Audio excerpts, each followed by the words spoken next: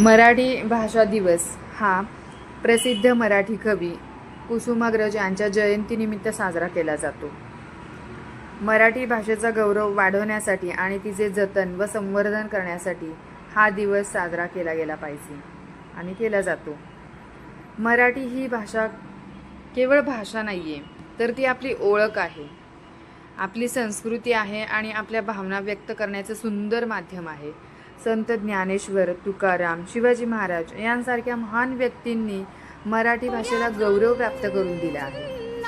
आजच्या आधुनिक युगात आपण इंग्रजी आणि इतर भाषा शिकतो, हे आवश्यक आहे, पण त्याचबरोबर आपल्या मातृभाषेचा अभिमान बाळगणे तितकेच महत्त्वाचे आहे. मराठी भाषा आपल्याला विचारांची श्रीमंती, संस्कार आणि परंपरा देते.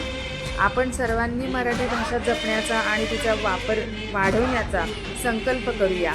चला अभिमानाने म्हणूया, माझी मराठी, माझा अभिमान.